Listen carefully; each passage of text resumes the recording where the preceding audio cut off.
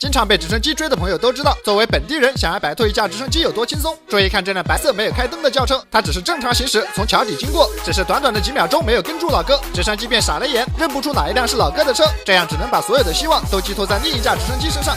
警灯一开，悠哉悠哉，赶快去拿纸，蹲下就开始。欢迎收看《最后的自由》，讲美国老哥最后的自由。现在常年盘旋在空中等待素材的直升机，终于等到了他的素材。不知是何缘故，这位老哥在限速110公里的道路上开到了220公里每小时。而更为恐怖的是，这老哥居然还没开灯。有了这重大的发现，直升机立刻爆沟，这速度地面部队肯定是跟不上了，只能出动警用直升机。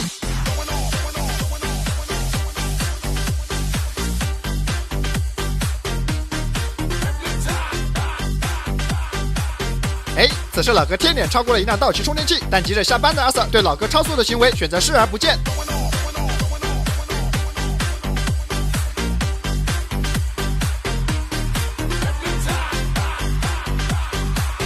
看到这里，说实话，如果不是警用直升机一直在头顶打灯，我严重怀疑这是电视台为了收视率特地请的老哥来打素材。毕竟侠盗飞车作为洛圣都的特色，每一次直播都有不少人在线观看，而我自己听自己说，还有不少地下盘口猜胜负，已然成为了一条产业链。而更是有看热闹不嫌事儿大的网友提议，务必将这个项目纳入2028年洛圣都奥运会，这样他们定然可以包揽前3。但我看未必，这样说多少有些瞧不起在座各位的实力。评论区有些小伙伴不仅身怀绝技，对洛圣都的地形更是无比熟悉，不争满口争口气，进个前3那还不是相当容易。要是真有这个项目，我第一个报名，为国争光。言归正传，让我们来看一下老哥所驾驶的这辆车。根据外观和尾灯来判断，这像极了一辆英菲尼迪的 G35。这款车搭载3.5自吸 V6 发动机，最大马力可以达到306。虽然现在在国内很难买到，但在阿美利卡的保有量却是相当之高。不出意外的话，评论区里找不到女朋友的网友，一定能找到这辆车的实拍。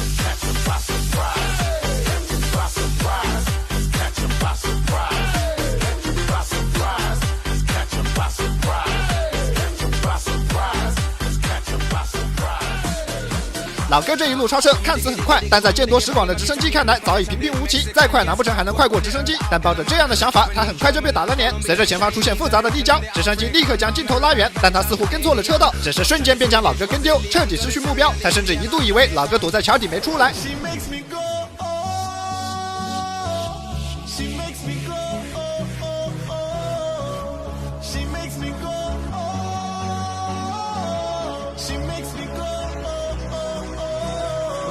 这直升机也是猜到没边，老哥还没开始操作，他就把自己玩脱了。看着前方的警用直升机正在匀速前进，他立刻顺着警用直升机的方向看去，可以看到警用直升机并没有打开探照灯，有卧龙的地方必定有凤雏，这是什么情况？让我们来看一下战力表。好家伙，2只小黄鸡今天排到同一天上班了。如果不出意外的话，这一辆车应该就是老哥的车。但开了灯之后，2架直升机都没有认出来，选择向对方求助。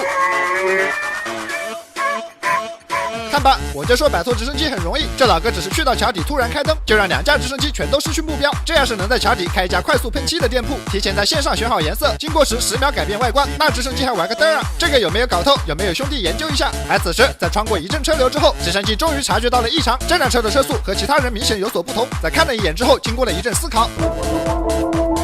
这辆车虽然同样是白车，但开着大灯，而他要找的是一辆没有开大灯的白车。于是就这样第2次和老哥擦肩而过。我怀疑这哥们在直升机里颠得老哥有些不清白，赶紧拿出妙界 R9 揉垂肩颈按摩仪来救急，上揉脖颈下垂肩，斜方肌也不放弃，揉捏捶打双模式，按完爽到飞起。怪不得一上市就超多好评，创新1200次高频捶打，组合按摩不停歇，向老师傅又揉又捶，人手体验 2.0 真贴切，再配升级的艾灸烫热敷，软透后颈通血气，里外舒畅不憋屈。这手法确实比别的按摩仪专业，上班盯电脑，下班刷手机，颈椎负重前行不容易，赶紧背一个妙界，往后一扣就能解放双手。我给爸妈也安排了，有语音播报好上手，3档力度加5种模式，揉腰揉腿，全身都能照顾，续航也持久。大家肩膀酸胀别大意，发展成颈椎病就难医。推荐大家都用妙界长调理，不仅比出去按摩便宜，还小巧轻便。现在领我的专属券可以抄底入手，保价大促，奶贵退差，送运险，1年质量问题免费换新，2年质保，大家快冲吧！直到出了画面之后，老哥的车速快到不可思议，直升机才终于反应过来，这就是自己要找的车。好，这小黄鸡版本的地面部队见多了，直升机版的小黄鸡还真是不可多得，甚至一次性出现了2位。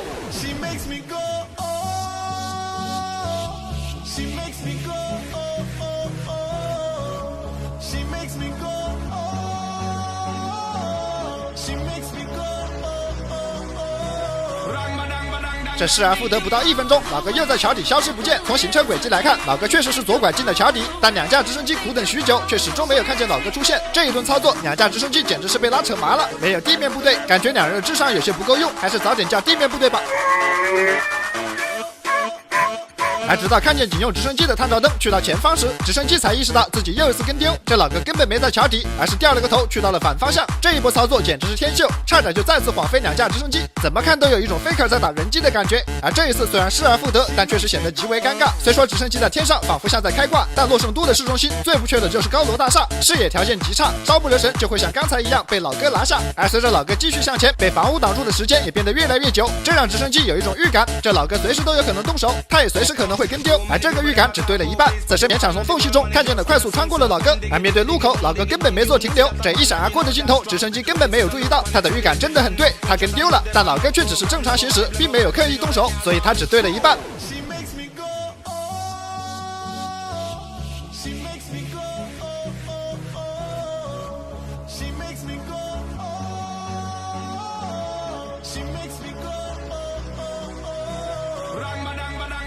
实不相瞒，做了这么多期节目，这个水平的直升机我还是头一回见，而且还同时出现了2架。因为从晃来晃去的探照灯就能知道，另一架警用直升机也已经跟丢。如果说一开始我还怀疑这老哥是电视台请来打素材的，那我现在更加怀疑这开直升机的老哥就是不想加班，要不然也不会在短短的5分钟里被老哥甩掉3次，而且还不是刻意操作的那种。看到这里，相信大家也有一种你上你也行的感觉。但是在此友情提醒各位，本视频为游戏画面，请千万不要模仿。关于这期节目是直升机太菜，还是老哥如有神助，欢迎大家说出你的看法。好了，正所谓人生得意须尽欢，到点我就要下班，嗓子哑了就不多说了，下班。